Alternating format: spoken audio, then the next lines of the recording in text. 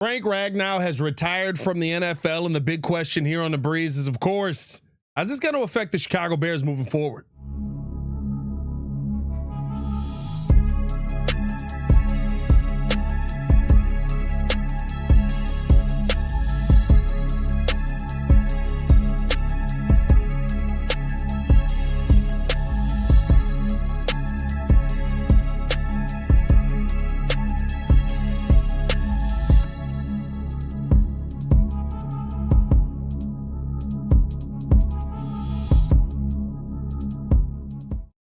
If you are new to the channel, please hit that like button. Please subscribe to the page. You do talk Chicago sports daily on this channel. It's the only channel talk Chicago sports, how Chicago talk. So make sure that you get in tune with us, man. Listen, crazy day today while we were recording the Chicago Bears podcast. This news came across the docket that Frank Ragnow, 29 years old, has retired from the NFL. Ragnow dropped a post over on Instagram. It said, "These past couple of months have been very trying as I've come to the realization that my football journey is ending and I'm officially retiring from the NFL. I've tried to convince myself that I'm feeling good, but I am not, and it's time to prioritize my health and my family's future. I have given this team everything I have, and I thought I had more to give, but the reality is I simply don't. I have to listen to my body, and this has been one of the hardest decisions of my life. The Lions organization has been absolutely incredible throughout its process, and I can't emphasize this enough, how grateful I am for this team and all the fans. It was an absolute honor going to battle for you all." And listen, let's start it off here. First things first, clap it up. Respect to the NFC North. Respect to a division rival. Respect to an absolute warrior, an absolute dog, an absolute monster in the middle. And Frank Ragnow has been somebody who has been the bane of Bears defense's existence for the last 9 seasons. He's been an absolute dominant force on the field, and he's somebody that you have to worry about every single time you step on the field. Congratulations to a warrior riding off into the sunset. Listen, it's tough when you see that happen. The injury things that pile up. I mean, Frank Ragnow has been talking about the possibility of him retiring for the last couple of seasons now. Of course, Pro Bowl level center, 4-time Pro Bowl center. I believe there's an all-pro in there as well. Just a dominant player, a dominant piece that's been in the NFC North for a ton of time. And listen, I think this is the time where now you have to turn and go, okay, this may be too much. The NFC North, in my mind, just got wide open because I was still the guy who was like, listen, doesn't matter that you lost all your coordinators. Doesn't matter that that you had the injuries that you had last season. You're getting Aiden O'Connell back. You're getting Aiden O'Connell. Jesus, Pat, what the heck was that? You're getting Aiden Hutchinson back. Aiden O'Connell is crazy. Sorry. You're getting Aiden Hutchinson back, right? You're basically running it back. Same pieces, same offensive weapons.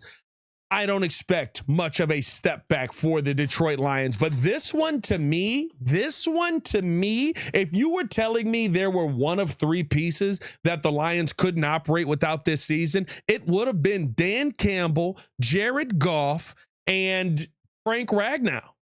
Like, those are the monsters that you expected to be the face of this team. And now, without Frank Ragnow going into this season, I think that the NFC North has just opened all the way up for the Chicago Bears to really take advantage of it. And it's a great time of year to go all in. Now, let me know how you guys feel in the comments below. Do you think that this is going to be a big thing for the Bears? Drop a bar down if you do. Do you feel like this opens up the opportunity for the Bears really to move up in the NFC North? And here's why I say that, right? I think the conversation this entire time has been, you're going to play some tough teams. There's going to be some tough fight, right? Maybe the Lions as a team you still can't go out there and beat yet. And not saying that all of a sudden all the answers are there and everything's going to be fine. The Lions are going to fall apart. I'm just saying there's a lot stacked against the Lions this year. To me, this opens the door a little bit more for early on in the season. The Chicago Bears play the Detroit Lions in week 2 of this season. That means you have to get a rookie center acclimated early on in the season, a rookie center who's going to be going up against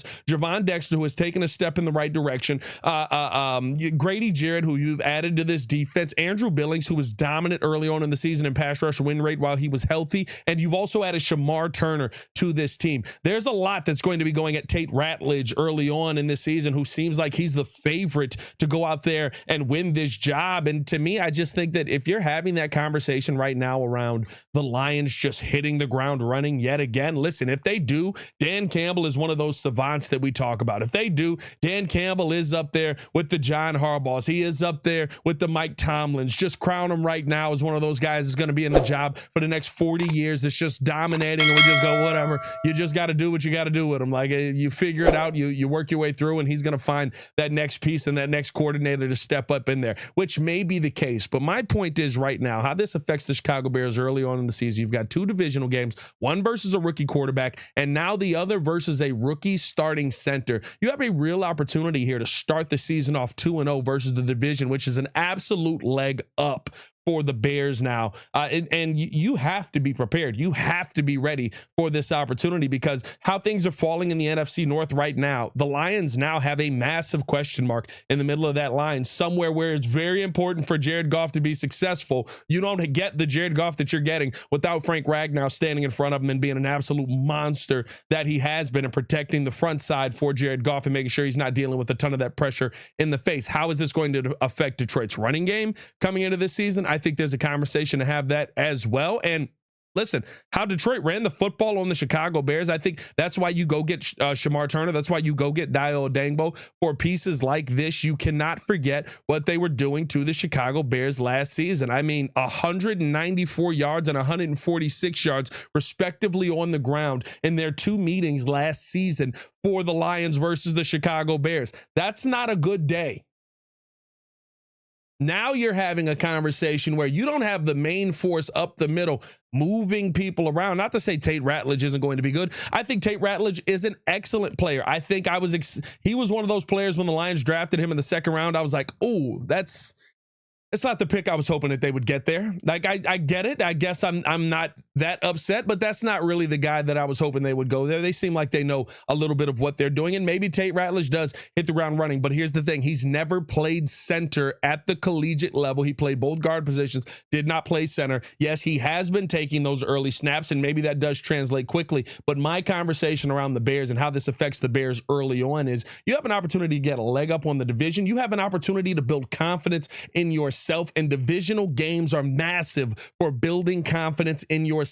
I think this is going to be one where if you're the Bears, this is an opportunity where you cannot swing and miss. You know the fastball is coming. You know it's going to be high and inside, and you need to get the hands in and turn around on it quickly and send that thing over the left field fence. That's where, to me, this is the opportunities early on that you cannot mistake and miss. There's a lot at stake right now in this NFC North, and any leg up that any team can get, I think you have to take advantage of it. This is one, to me, if you're the Chicago Bears, you take advantage of this early. This could set the tone for your season, because think about this. If you find a way to beat the Minnesota Vikings, I get it. It's Kevin O'Connell, rookie quarterback. There's a lot going into that, and I do think there's a possibility that the Bears are going to be in that conversation with the DBs that they have. But Kevin O'Connell with a rookie quarterback, he's going to know how to get this young man ready for what he's going to see. Don't think that J.J. McCarthy is just going to go out there and be the most confused deer in the headlights that you've ever seen. I hope that he does, but I think he's probably going to be a little bit further along. Remember, I was one of the few people that were like, don't sleep on these Vikings last year. They're probably going to be in the mix for us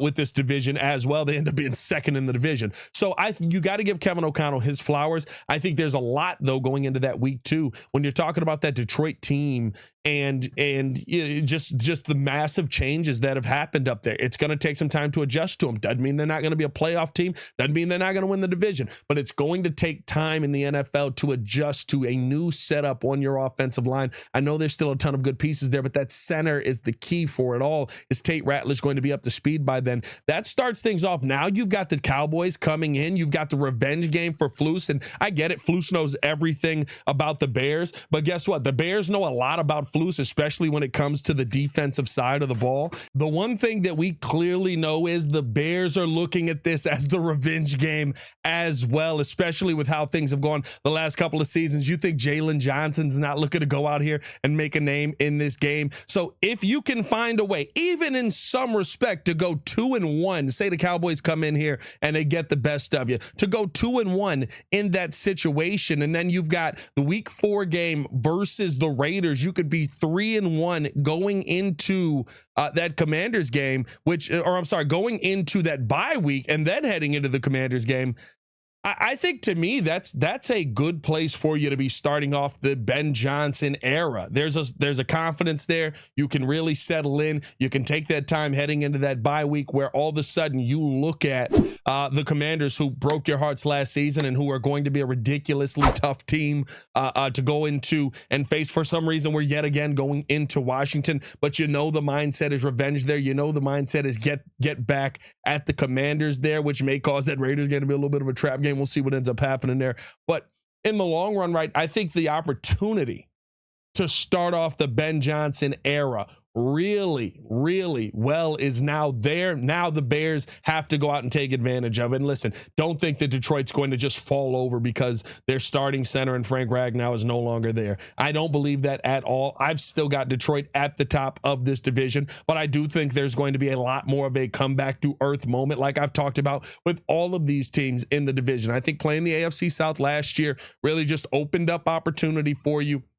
And it gave you all of these games and moments where you look back at it and you go, wow, this team looked a heck of a lot better than maybe what they really were in the long run. Now, the Lions ended up banged up by the time the playoffs got here, so I don't know if I count them as much. But you look at what the Vikings did last season. Are the Vikings a 14-win team, or are the Vikings maybe a 10 to 11-win team if you're not playing the AFC South? Are the Lions a 15-win team, or are they maybe an 11 to 12-win team, which is still a freaking really good team? Don't get me wrong here. But are they maybe a little bit closer to what we expected them to be when you're not playing the AFC South? And then, of course, you look at the Packers. Listen, the question marks I have on the Packers are all over the place, and they all stem from one guy in Jordan Love. And I think Jordan Love can be one of the best quarterbacks you've seen on the field. I also think that Jordan Love will have those moments where he absolutely will throw you out of a football game. And so you got to figure out which Love you're going to be getting on a consistent basis. I think when you take the Matthew Golden aspect into account here as well, you got to look at the Matthew Golden side of things and say, okay, is he going to be the number one? At a minimum, I do know he's going to be healthy. He's going to be out there, which is more than I could say for Christian Watson. But how quickly is he going to acclimate into Matt LaFleur's system?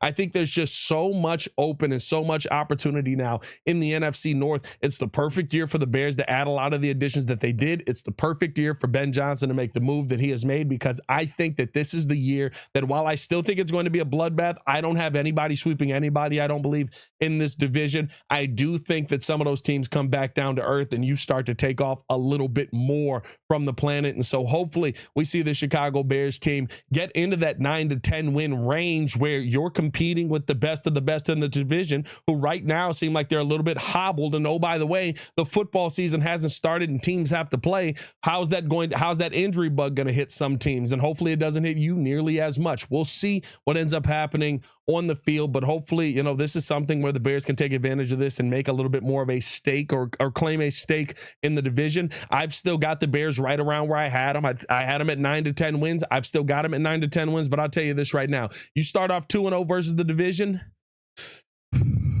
I find my way to get to 12 real quick. That's where the Kool-Aid starts to come in. There's a little, there's some, just a little bit in the cup. There was just a little bit in the cup, not too much. 10 wins, maybe. Appreciate y'all for tuning in and showing love. Let me know how you guys feel in the comments below. I've been down to talk with you guys as well. What are your thoughts on how the Frank Ragnow retiring is going to affect the Chicago Bears moving forward? Appreciate y'all for showing love. Y'all stay safe out there, Chicago. Hit that like button if you have not done so. Subscribe to the page if you are not yet subscribed, and appreciate you, as always, for tuning in with the Windy City Breeze. Man, it's your boy, Pat the Designer, back at it again. Bed down. One love. Peace.